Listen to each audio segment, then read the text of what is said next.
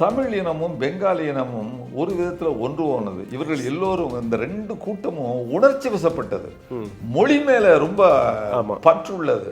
இன்னைக்கு பார்த்தீங்கன்னா பெங்காலி ஃபெர்வர் திரும்பவும் மேற்கு வங்காளத்தில் உங்களுக்கு அதிகமாகிடுது. மொழி பற்றுனால தானே உங்களுக்கு பாகிஸ்தான் இருந்து மதத்தையும் மீறி கிழக்கு பாகிஸ்தான் உடஞ்சி பங்களாதேசம் மாறிச்சு. நேற்று பார்த்தீங்கன்னா உடுக்கடிச்சிட்டு இருக்காரு. அந்த உடுக்கடிக்கக்கூடிய அந்த வாகனத்தை நான் ஃபோட்டோ வீடியோ போட்டு காட்டுறேன். அந்த வாகனத்தில் பார்த்தீங்கன்னா முன்னாடி 3 ஃபோட்டோ நரேந்திர மோடி, அவர் நிற்கக்கூடிய இடத்துல இன்னொரு ஃபோட்டோ. இதைத்தான் நம்ம கடந்த 11 வருஷமாக பார்த்துட்டு இருக்கோம். அண்ணாமலை அவர்கள் நேற்று மகாராஷ்டிராவிற்கு போய் மும்பை மகாராஷ்டிராவுடைய அங்கம் கிடையாது என்று கூறி அங்க இருக்கக்கூடிய அரசியல்வாதிகள் ராஜ் டாக்கரேயாக இருக்கட்டும் அல்ல உத்தவ் டாக்கரேயாக இருக்கட்டும் அங்கிருந்து மிரட்டி அங்கிருந்து சவால்களை விடும்போது இங்கே தமிழர்களை பற்றி தவறாக பேசுகிறார்கள். அப்படியே பிளேட்டை மாட்டி ஒட்டுமொத்தமாக தமிழர்களை பற்றி ஒரு செய்தி அவர் பரப்புகிறார். நீங்க பேசி நீங்க தவறான வார்த்தைகளை விட்டு நீங்க வாங்கி கட்டிக்கின்னு வந்திருக்கீங்க. அதுல என்ன தமிழர்கள் பண்ணுவார்கள்?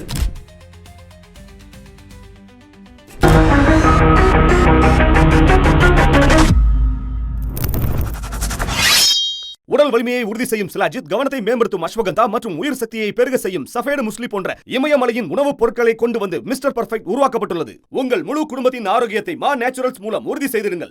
100% இயற்கையான மூலிகை பொருட்கள் மூலம் உருவாக்கப்பட்ட மிஸ்டர் பர்ஃபெக்ட் மற்றும் மிஸ் பர்ஃபெக்ட் தலைமுறையாக குடும்பங்களின் உடல் வலிமை, மன வலிமை மற்றும் மகிழ்ச்சியை பெருக செய்கிறது.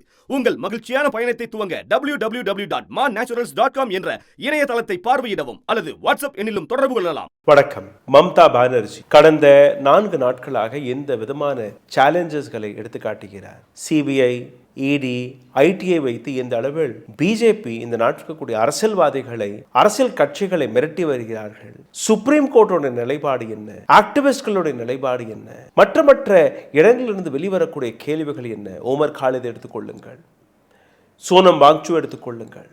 அனைத்து இடங்களிலுமே அரசாங்கத்துக்கு எதிராக நீங்கள் ஒரு வார்த்தை பேசினால் கூட உங்களை தேச துரோகி என்கிற ஒரு ஸ்டாம்பை அடித்து உட்கார வைத்து விடுகிறார்கள். இந்தியாவில் இருக்கக்கூடிய 2 sitting chief ministers, Arvind Kejriwal, இன்னொரு பக்கம் ஆதிவாசிகளுடைய மிகப்பெரிய லீடர் சிபு சோரனுடைய மகன் ஹேமந்த் சோரன். ஹேமந்த் சோரனை கை வைக்க மாட்டார் என்கிற ஏராளமான சர்ச்சைகள் வெளிவந்தது நரேந்திர மோடியை பற்றி. But he was also arrested. அதே மாதிரி மம்தா பானர்ஜியும் கையாளலாம் என்கிற ஒரு திட்டத்துடன் இடியை இறக்கிவிட்டு ஒரு ரெய்டை போடுகிறார்கள். பிரதீக் ஜெயின், ஐபாக் நிறுவனத்துடைய ஃபவுண்டர் மெம்பர், டிஎம்சியின் ஐடி விங்கின் சீஃப், அவருடைய வீட்டில் ஒரு ரெய்ட் போடப்படுகிறது, அவருடைய அலுவலகத்தில் ஒரு ரெய்ட் போடப்படுகிறது.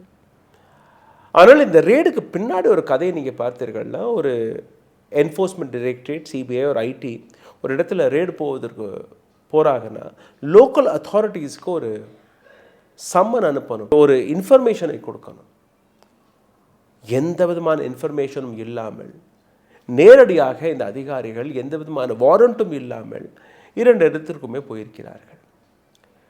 3 மணி நேரத்திற்குள் இந்த விஷயம் கொஞ்சம் கொஞ்சமாக கசிந்து உயர் அதிகாரிகள் பிரதீக் ஜெயினோட வீட்டுக்கு போய் அடுத்த ஒரு 30 நிமிடத்தில் மம்தா பானர்ஜி பின்னாடி போய் அங்கே உள்ள நடக்கக்கூடிய விஷயங்களை பார்த்து கையில் ஃபைலெல்லாம் எடுத்துகிட்டு வெளியில் வர்றாங்க. வெளியில் அமைதியாக இல்லை, நேரடியாக ப்ரெஸ் மீட் வைத்து Amit Shah was been targeted, Narendra Modi was been targeted, the entire Godi media was been targeted.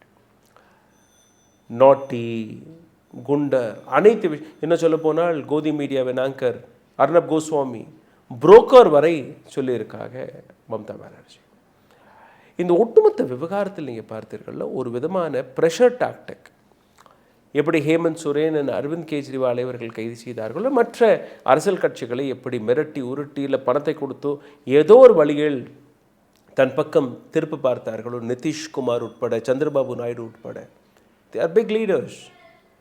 அதே மாதிரி மம்தா பானர்ஜி எதற்காக பிஜேபியால் கையாள முடியவில்லை? எதற்காக வெஸ்ட் பெங்கால் வந்த உடனே பிஜேபி தள்ளாடுகிறது? மம்தா பானர்ஜி கேட்ட ஒரு பிரமாதமான ஒரு கேள்வி.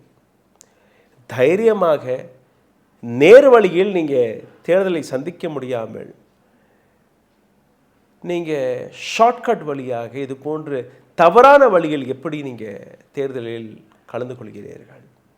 அப்போது தைரியமில்லாத நபர்கள் 2 பேர், நரேந்திர மோடி அண்ட் அமித்ஷா. நேரடியான இந்த கேள்வி, இதுவரை அதற்கான பதில் கிடைக்கவில்லை. 2 நாட்களாக பிஜேபி ஆங்காங்கே போராடி வருகிறது.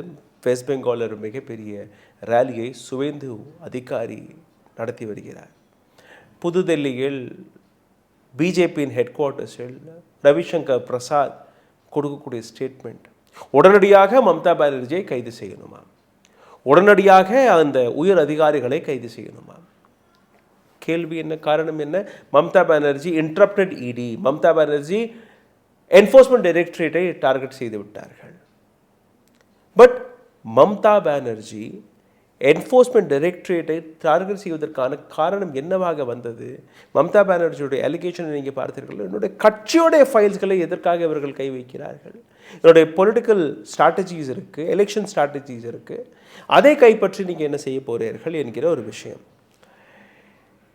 ரொம்பவே முக்கியமான விஷயத்தை நீங்கள் பார்த்தீர்கள்னா, மம்தா பானர்ஜி வெஸ்ட் பெங்காலை பொறுத்த வரையில் மம்தா பானர்ஜியோடைய அந்த ஸ்டார்டிங் சீட்டே 100 சீட்கள் இருந்து தொடங்கிறது. அவர்களுக்கு ஓப்பனிங்கே 100 சீட்ஸ். அதனால் பிஜேபியால் அங்கே எதுவுமே செய்ய முடியவில்லை. ஹிந்து முஸ்லீம்னு செஞ்சு பார்த்துட்டாங்க, எஸ்ஐஆரை திணிக்க பார்த்துட்டார்கள். இப்போது அவர்களுடைய யுத்தி இந்த விதமாக உள்ள புகுறுவது.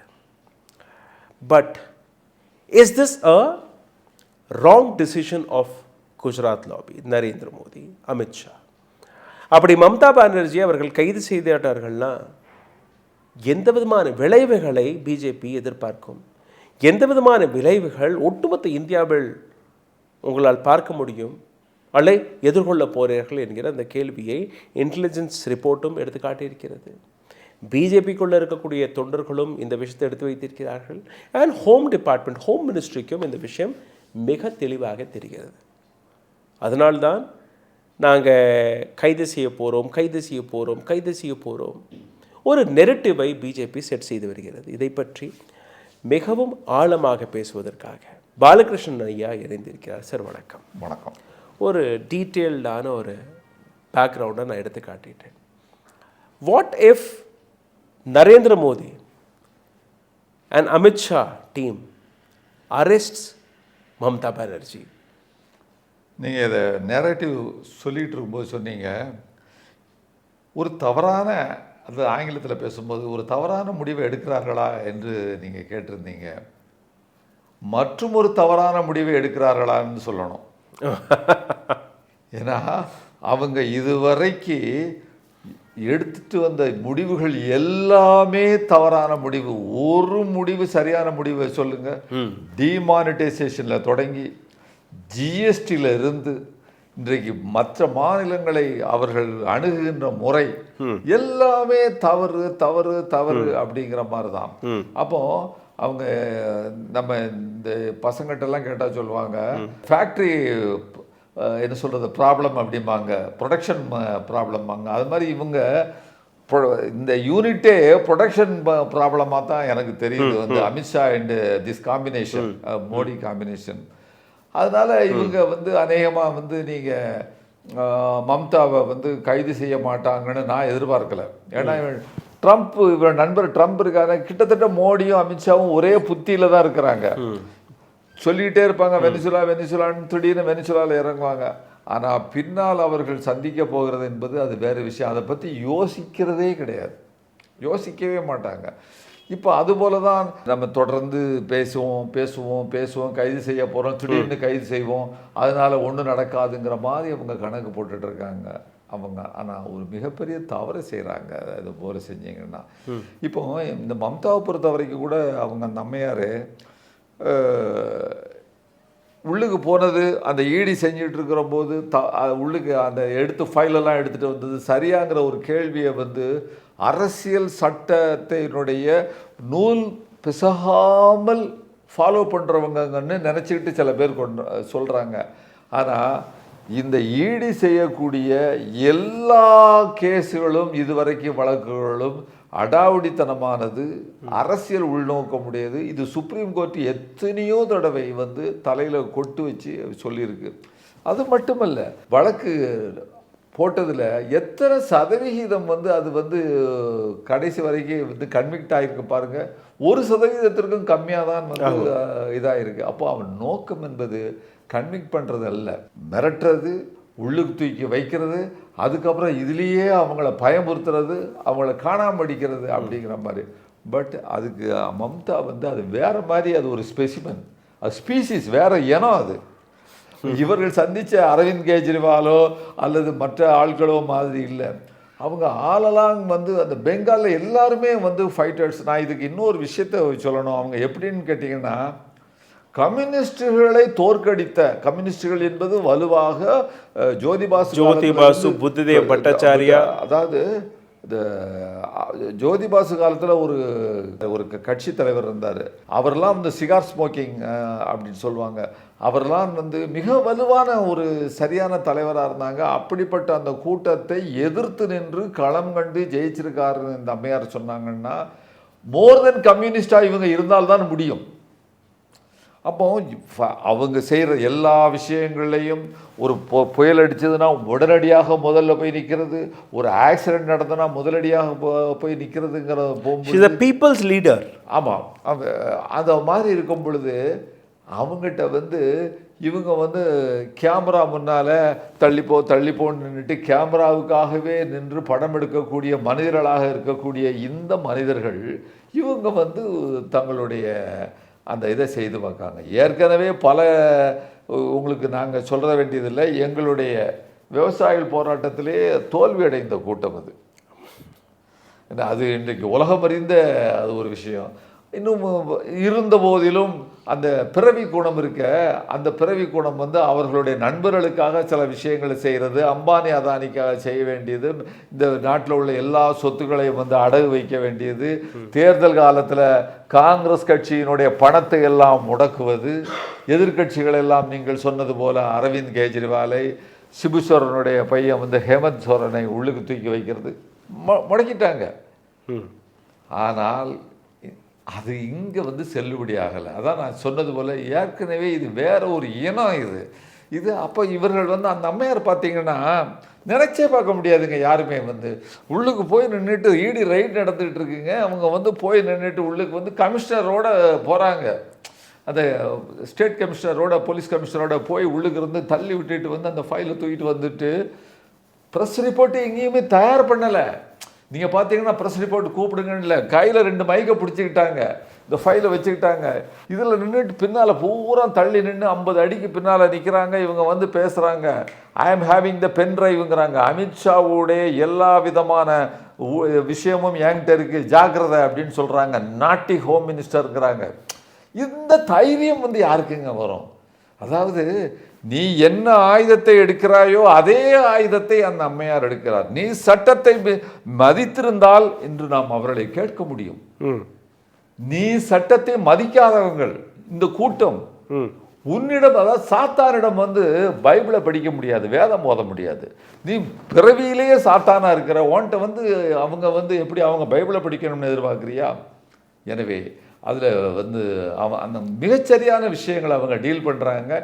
இப்படிப்பட்ட நபர்களால் தான் இன்று அமித்ஷாவையும் மோடியையும் டீல் பண்ண முடியும். அதுதான் இன்றைக்கு மக்களுக்கு தேவை. கடந்த 11 ஆண்டுகளாக நரேந்திர மோடியின் அரசாங்கம் இப்படியாவது பிஜேபி வந்து வெஸ்ட் பெங்காலில் திணிச்சிடலாம்ங்கிற ஒரு விஷயம். ரெண்டாவது, அடிக்கடி அவர்கள் எடுத்து வைக்கக்கூடிய யுத்தி என்னென்னா பிரசிடென்ட் ரூலை போடணும். இந்த 11 ஆண்டுகளில் 36 முறை இன்டெலிஜென்ஸ் ரிப்போர்ட்டை எப்படியாவது இந்த ஆட்சி கவிர்க்கணும் என்கிற திட்டத்தை போட்டிருக்காங்க. கடைசியில் எஸ்ஐஆரை கையில் எடுத்தாங்க. எஸ்ஐஆரில் நீங்கள் பார்த்தீர்கள்னா 7.6 எஸ்ஐஆர் கொண்டு வந்ததே முதல்ல வெஸ்ட் பெங்காலுக்காக தான். அந்த இடத்துல அவங்க ஃபெயில் ஆகிட்டாங்க. பிகாஸ் பிஎல்ஓ ஆஃபீஸர்களை பற்றி நீங்கள் பார்த்தீங்கன்னா வெஸ்ட் பெங்காலில் மட்டும்தான் அந்த பழைய ஓல்டு பென்ஷன் ஸ்கீம் இருக்குது. And they know if BJP comes, we will lose old pension scheme. So அங்கே இருக்கக்கூடிய ஸ்டேட் கவர்மெண்ட் ஊழியர்கள் இன்றைக்கி எந்த பக்கமுமே நிற்கிறதில்ல, மம்தா பானர்ஜி பக்கம் தான் நிற்கிறாங்க. Because they know BJP comes we will lose everything. And ரெண்டாவது நீங்கள் பார்த்தீர்கள்னா மம்தா பானர்ஜியோடைய அந்த ஆளுமை இன்னைக்கு ரொம்பவே தட்டி தைரியமாக பேசலாம். இந்தியாவில் மம்தா பானர்ஜிக்கு ஈடாக வேறொரு தலைவர் கிடையாது. இந்த அளவில் தைரியமாக தட்டி கேட்கக்கூடிய தைரியம் வேறு யாருக்குமே கிடையாது. துணிச்சலாக from the day one of her politics until today ஒரு சின்ன 2 பெட்ரூம் ஒரு எந்த இடத்துல அவர்கள் இருப்பார்களோ ஒரு சாதாரணமான வீட்டில் சாதாரணமான செருப்பு போட்டுட்டு ஒரு புடவை கட்டிட்டு இந்த வண்டி தான் வேணும் அந்த வண்டி தான் வேணும் எனக்கு இந்த செக்யூரிட்டி வேணும் அப்படியெல்லாம் செக்யூரிட்டி பார்ட்டிக்கு பின்னாடி ஓடிட்டு இருப்பான். இவங்க அப்படியே நடந்து ஒரு இடத்துக்குள்ளே போய் அந்த விஷயத்தை பண்ணிட்டு வந்துடுவாங்க. ஸோ அந்த மாதிரியான விஷயங்களை மம்தா பானர்ஜி எடுத்து வைத்திருக்கிறார். ஆனால் நரேந்திர மோடியின் அரசாங்கம் அமித்ஷாவுடைய அந்த சாணக்கியத்தனம் என்னன்னா எப்படியாவது வெஸ்ட் பெங்காலுக்குள்ளே அது ஒரு சேலஞ்சாக எடுத்துக்கிற ஒரு ஈகோ இஷ்யூவாக மாறிடுச்சு இப்போது. And every time they try to challenge this person every time they get defeated. And இன்னொரு விஷயம் இப்போ வெஸ்ட் பெங்காலில் நடந்திருக்கு. யாரெல்லாம் மம்தா பானர்ஜிக்கு எதிராக இருந்தார்களோ இந்த இடத்துல போன தேர்தலும் போது தீதி ஓ தீதி அலக்கழிச்சு மம்தா பானர்ஜி காலில் அந்த கட்டை போட்டுட்டு வீல் சேரில் நடந்து அந்த ஒரு படம் ஒட்டுமொத்த தேர்தலையே மாற்றி போட்டு right the lady when she came. இந்த வாட்டி மறுபடியும் அதே விஷயத்தை பண்ணிட்டாங்க. Now people who are against Mamata Banerjee anti incumbency 15 வருஷமாக ஷீ இஸ் தேர். இந்த ஆன்டி இன்கம்பன்சிக்கு எதிராக யாரெல்லாம் இருந்தார்களோ எல்லாருமே மம்தா பானர்ஜி பக்கம் மறுபடியும் திரும்பிட்டாங்க. They have that soft corner against her, with her. They're like, we don't want to trust some Gujarati. We want to trust our Bengali. ஒரு செய்தி ராகுல்ஜி, என்ன விஷயம்னா இந்த தமிழ் இனமும் பெங்காலி இனமும் ஒரு விதத்தில் ஒன்று போனது. இவர்கள் எல்லோரும் இந்த 2 கூட்டமும் உணர்ச்சி வசப்பட்டது.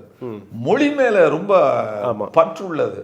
இன்னைக்கு பார்த்தீங்கன்னா பெங்காலி ஃபெர்வர் திரும்பவும் மேற்கு வங்காளத்தில் உங்களுக்கு அதிகமாக எடுத்துட்டு இந்த பெங்காலி அந்த மொழி பற்றுனால தானே உங்களுக்கு பாகிஸ்தான்ல இருந்து மதத்தையும் மீறி கிழக்கு பாகிஸ்தான் உடஞ்சி பங்களாதேசம் மாறிச்சு இல்லையா? ஒரு மொழினால தானே உடஞ்சது. அதே மொழி தான் இன்றைக்கு தமிழ் இனம் மாதிரி அங்கே ஒரு வங்காள இனம் இருக்கு. அது மீண்டும் இன்றைக்கு அதை தட்டி எழுப்பிட்டாங்க. இன்றைக்கி பார்த்தீங்கன்னா அது முக்கியமான செய்தி. நரேந்திர மோடி அவர்களை பொறுத்த வரையில் கடந்த 11 ஆண்டுகளாக கோவிலாக வெவ்வேறு வேடங்களில் தான் நாம் பார்த்துட்ருக்கோம். டொனால்ட் ட்ரம்ப் அமெரிக்காவை எடுத்துக்கொள்ளுங்கள், உலகத்தின் மிகப்பெரிய பணக்கார நாடு, பொருளாதார ரீதியாக ரொம்ப ஸ்ட்ராங்காக இருக்கக்கூடிய நாடு. இன்றைக்கி டொனால்ட் ட்ரம்ப்பை நீங்கள் பார்த்தீர்கள்னா தன்னுடைய நாட்டிற்கு வரக்கூடிய வருமானம் அதிகரிக்கணும், அவருடைய பொருளாதாரம் இன்னும் பலப்படுத்தணும் என்கிற ஒரு போராட்டத்தில் அந்த நாட்டை நான் கைப்பற்றிடுவேன், இந்த நாட்டை நான் கைப்பற்றிடுவேன், இந்த நாட்டில் நான் இராணுவத்தை அனுப்புகிறேன், அப்படி இப்படின்னு. இன்னும் இந்தியாவிலேயே நீங்கள் பார்த்தீர்கள்னா ஹீ இஸ் த்ரெட்டனிங் 500% டேரிஃப் நான் போட்டுருவோம்னு. அதை விட அவர் சொன்ன ஒரு ஸ்டேட்மெண்ட்டை பார்த்தீங்களா? என்ன ஸ்டேட்மெண்ட்டு? நான் மகிழ்ச்சியாக இருக்க வேண்டும், என்னை மகிழ்ச்சியாக வைத்திருக்க வேண்டியது இந்தியாவினுடைய பிரதமருடைய கடமை. அண்ட் சைனா ஒரு பக்கம் டெக்னாலஜியில் எங்கேயோ போயிட்டாங்க. புது புது ஆயுதங்களை கண்டுபிடிக்கிறதுலேருந்து எல்லாமே. What Narendra Modi is doing. இன்றைக்கி பார்த்தீங்கன்னா ஒரு பட்டம் விட்டுட்டு இருக்காரு, ஹனுமார் பட்டம். நேற்று பார்த்தீங்கன்னா உடுக்கடிச்சிட்டு இருக்காரு. அந்த உடுக்கடிக்கக்கூடிய அந்த வாகனத்தை நான் ஃபோட்டோ வீடியோ போட்டு காட்டுறேன். அந்த வாகனத்தில் பார்த்தீங்கன்னா முன்னாடி 3 ஃபோட்டோ நரேந்திர மோடி, அவர் நிற்கக்கூடிய இடத்துல இன்னொரு ஃபோட்டோ. இதைத்தான் நம்ம கடந்த 11 வருஷமாக பார்த்துட்ருக்கோம். எந்த வண்டியில் நரேந்திர மோடி ஏறி போயிட்டுருக்காரோ அதே வண்டியில் ஃபோட்டோ போட்ட இது வேற ஒரு ஊர்வலங்களுக்கு இந்த மாதிரியான ஃபோட்டோ வச்ச படங்கள் கோவிட் காலத்தில் நம்ம பார்த்தோமே ராகுல்ஜி. அதாவது வெளியே கோவிடை விரட்டணும்னா பாத்திரத்தை வச்சுக்கிட்டு தட்டணும்னு சொன்னாங்களே, அதை விடவா இன்றைக்கு உலகத்தில் ஒரு கேவலமான நிகழ்வு நடந்துட முடியும்? ஆமாம். ஸோ மம்தா பானர்ஜி பொறுத்தவரையில் 14ஆம் தேதி கால்கட்டா ஹைகோர்ட்டில் இந்த விஷயம் பேசப்பட இருக்கு. சுப்ரீம் கோர்ட்டில் போய் மோதி பார்த்தார்கள். சுப்ரீம் கோர்ட்டுக்கும் தெரியும் இந்த விஷயம் நேரடியாக. ரொம்பவே சென்சிட்டிவான விஷயம் நடக்க போகுது. அப்படி மம்தா பானர்ஜி கைதானார்கள்லாம் ரத்த ஆறு கால்கட்டாவில் ஓடும். எனக்கு நான் இதில் சொல்ல விரும்புகிறது, கோர்ட் நீதிமன்றம் இதெல்லாம் சிந்திச்சு தானே ஒரு கோர்ட்டு முடிவெடுக்கும். ஆனால் இவர்கள் எப்படியோ அப்படித்தான் அதற்கு ஆதரவாக இருக்கிறவர்களும் இருக்கிறார்கள். ஏன்னா இந்த உமர் காலிஃபுக்கு 5 ஆண்டுகளுக்கு மேலாகவும் அவர்கள் கொடுப்பதற்கு தயாராக இல்லைங்கிற ஒரு நிலைமையை பார்க்கும்பொழுது, அடுத்த 1 வருஷம் வரை உமர் காலித் சர்ஜே இமாம் cannot go and file அதை இது பண்ண முடியாது, மீண்டும் பெயில் அப்ளிகேஷனை போட முடியாதுங்கிற நிலைமையில தான் அவங்க கொடுக்குற ஒரு நிலைமை இருக்கும் பொழுது, நான் மிகப்பெரிய அளவிற்கு மம்தாவுக்கு ரிலீஃப் கிடைக்கும்னு நான் நம்பலை. ஏன்னு கேட்டிங்கன்னா இன்றைக்கு ஜுடிஷியரி அந்த அளவில் இருக்குது. ஆனாலும் கூட ஒரு விதத்தில் இன்னொரு விதத்தில் பார்க்கும் பொழுது, எப்படி விவசாயிகள் போராட்டங்கள் கட்டத்தில் நடந்துகிட்டு இருக்கும் பொழுது உச்ச நீதிமன்றம் தலையிடுவதற்கு மறுத்ததோ, அதுபோல் வங்காளத்தில் இன்றைக்கு ஏதாவது நம்ம செஞ்சிட்டோம்னு சொன்னால் நாளைக்கு வேற மாதிரி நிகழ்வு நடந்துருமே அப்படிங்கிற மாதிரி ஒரு பயமும் அவர்களுக்கு இருக்கும். மணிப்பூரில் நடந்தது பார்த்தீங்களா? மணிப்பூரில் ஒரு சின்ன ஆர்டர் தானே போட்டதனுடைய விளைவு அங்கே உள்ள அந்த நீதிபதி இவ்வளவு பெரிய கலவரத்திற்கு காரணம். இந்த எஸ்டி கொடுக்குறேன்னு சொன்னது அதுபோல் நடக்கலாம். ஆனால் நம்ம அப்படித்தான் நடக்கும்னு சொல்ல முடியாது. ஆனால் நீங்கள் சொன்னது போல் அப்படி ஏதாவது மம்தாவை கைது பண்ணுறது போல ஒரு விஷயங்கள் நடந்து விட்டது என்றால் it's a doomsday for BJP. ஆமாம், I don't think they will dare to touch Mamata. But இது ஒரு ப்ரெஷர் டாக்டிக் தான். இந்த ப்ரெஷர் டாக்டிக்னால் ஒரு சைக்கலாஜிக்கலாக ஒரு அரசியல் கட்சி தலைவரை இன்றைக்கோ நாளைக்கோ கைது செய்கிறதற்கான வாய்ப்புகள் இருக்கும் என்கிற ஒரு ப்ரெஷரை போட்டு அவர்கள் திசை திருப்பக்கூடிய வேலையை பார்க்கிறார்கள். But Mamata is not. அவர்களுக்கு மட்டுமல்ல, ஸ்டாலின், பினராயி விஜயன், இன்னும் மற்ற எல்லாருக்குமே ஒரு மெசேஜை கொடுத்துட்டு ஒரு மெசேஜ் கொடுக்கறது. இவங்க மம்தாட்ட இருந்தும் மெசேஜ் எடுக்கிறாங்க, பிஜேபிட்ட இருந்தும் மெசேஜ் எடுக்கிறாங்க. எந்த மெசேஜை இவங்க ஃபாலோ பண்ண போறாங்கன்னு நமக்கு தெரியல. That is true. But again I would say Mamata Banerjee போன்று தைரியமாக இது போன்ற ப்ரெஷர் டாக்டிக்களை ஹேண்டில் செய்வதற்கு வேறு எந்த, நீங்கள் ஜம்மு அண்ட் காஷ்மீரை கூட எடுத்துக்கொள்ளுங்கள். அங்கே இருக்கக்கூடிய சீஃப் மினிஸ்டர் ஒரு காலேஜ் தடுத்து நிறுத்தப்படுது, அந்த மூடப்படுது, medical college. And the chief minister is just giving a statement. Arvind கெஜ்ரிவாலை கைது செய்கிறார்கள், யாருமே ரோட்டுக்கு வரல. இன்றைக்கி கையை விட்டு ஆட்சி போயிருச்சு. Hemant Soren, because the ground was so strong, அவருடைய மனைவி வெளியில் அவங்க போராடி ஏதோ மக்களுடைய விருப்பம் வேறு, அதனால் அவருடைய ஆட்சி தப்பிச்சிருச்சே ஒழிய மற்ற இடங்களில் எந்த இடத்துலையுமே இவங்க போய் உள்ளே புகுந்து இது போன்ற விஷயங்களை செய்யும்போது அந்தந்த கட்சிகள் இன்றைக்கி ரோட்டில் தான் நிற்கிறதே ஒழிய அந்த கட்சியை அழிக்கக்கூடிய வேலையை பார்த்திருக்கிறார்கள். அண்ணாமலை அவர்கள் நேற்று மகாராஷ்டிராவிற்கு போய் மும்பை மகாராஷ்டிராவுடைய அங்கம் கிடையாது என்று கூறி அங்கே இருக்கக்கூடிய அரசியல்வாதிகள், ராஜ் டாக்கரேயாக இருக்கட்டும் அல்ல உத்தவ் டாக்கரேயாக இருக்கட்டும், மற்ற அரசியல் கட்சி தலைவர்கள் அங்கேருந்து மிரட்டி அங்கேருந்து சவால்களை விடும்போது இங்கே தமிழர்களை பற்றி தவறாக பேசுகிறார்கள். அப்படியே பிளேட்டை மாட்டி ஒட்டுமொத்தமாக தமிழர்களை பற்றி ஒரு செய்தி அவர் பரப்புகிறார். நீங்கள் பேசி நீங்கள் தவறான வார்த்தைகளை விட்டு நீங்கள் வாங்கி கட்டிக்கின்னு வந்திருக்கீங்க. அதில் என்ன தமிழர்கள் பண்ணுவார்கள்? ஆமாம், லுங்கி கட்டினவங்க தமிழர்கள் தான், இதில் என்ன தப்பு?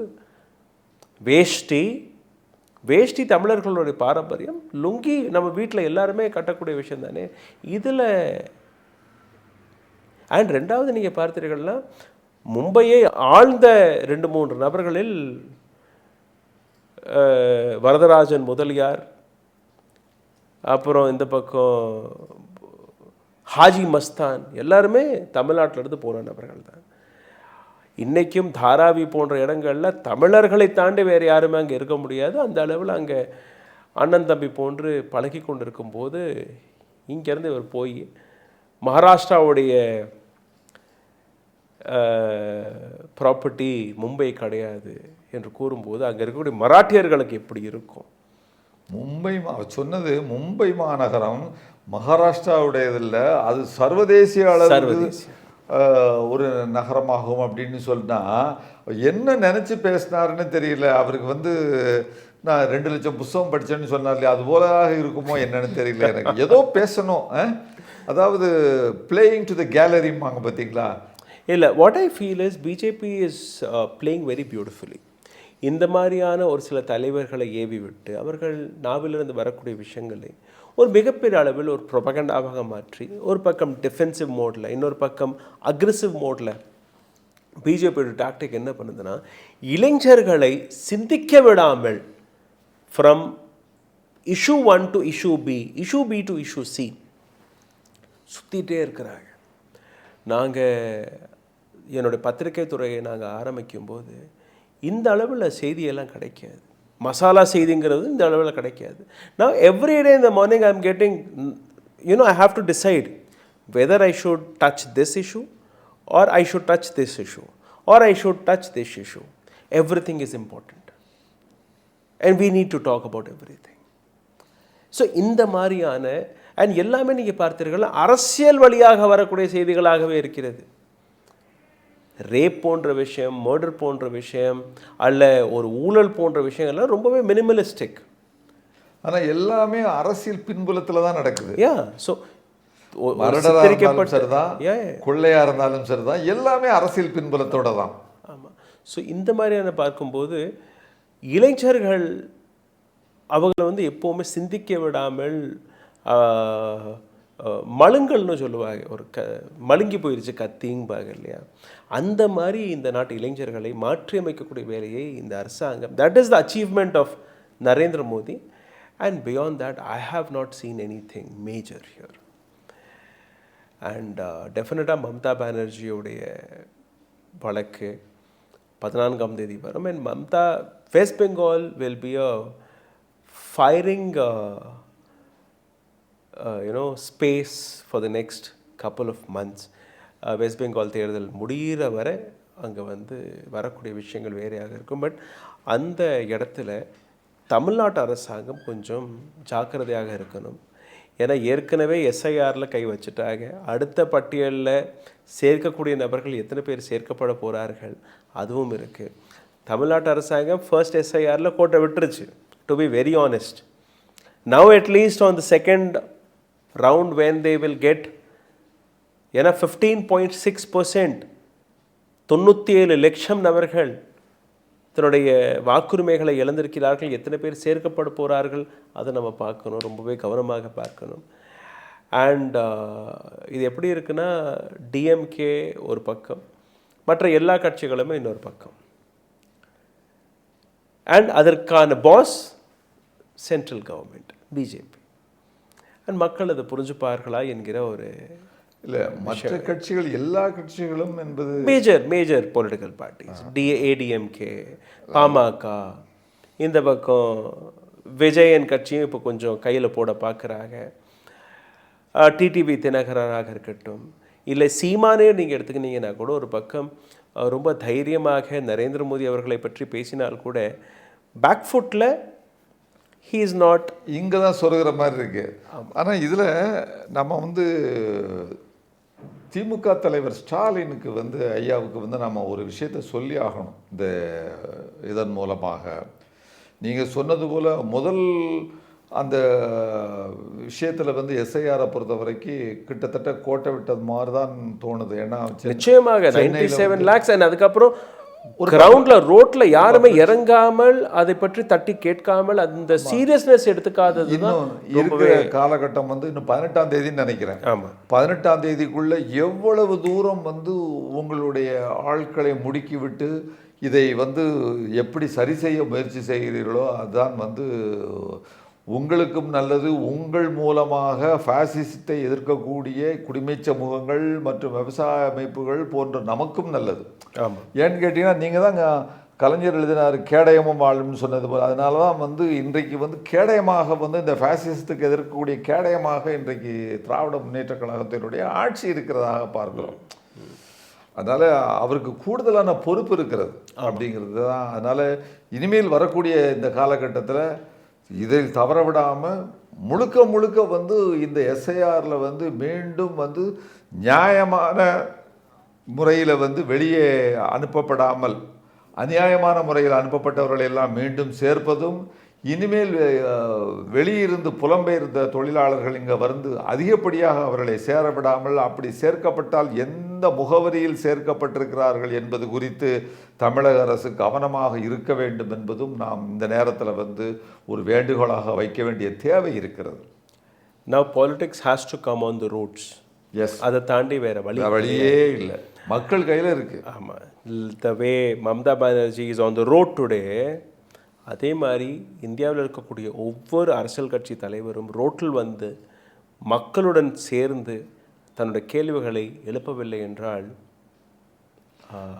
இதற்கு மேல், அதாவது எனக்கு அமெரிக்கா மக்கள் திடீர்னு பார்த்தீங்கன்னா தன்னுடைய நாட்டு ஜனாதிபதிக்கு எதிராக இன்னொரு நாட்டு வெனிசுலாவினுடைய அந்த நாட்டுக்கு ஆதரவாக லட்சக்கணக்கில் கோடிக்கணக்கில் சாலைகளுக்கு வந்திருக்கிறாங்க. அப்படி வரக்கூடிய நேரம் நமக்கு வந்திருக்கிறதோ என்பது பற்றியும் நாம் யோசித்தாக வேண்டும். இதெல்லாம் நமக்கு பாடம்.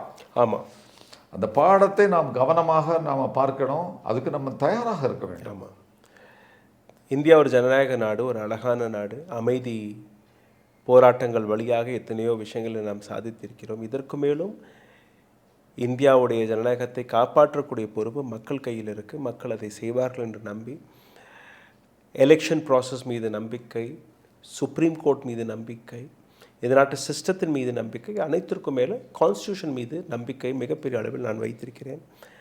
அண்ட் என்னை போன்ற ஏராளமான நபர்கள், உங்களை போன்ற ஏராளமான நபர்கள் இருக்கிறார்கள்.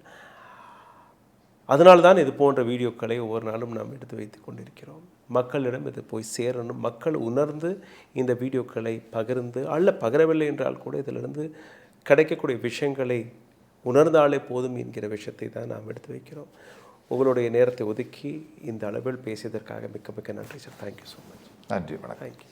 ஊடகம் கார்ப்பரேட் அரசியல்வாதிகளின் கைப்பாவையாக அடிமைகளாக இருந்தது போதும், இனி சாட்டை எடுத்து சுழற்றும் நேரம் வந்துவிட்டது. ஊடகம் பொதுமக்களாகிய உங்களுக்காக, உங்களாலேயே இயக்கப்பட வேண்டும். ஊடக சுதந்திரத்திற்காக உங்களின் பங்களிப்பை இன்றே அளித்திடுங்கள்.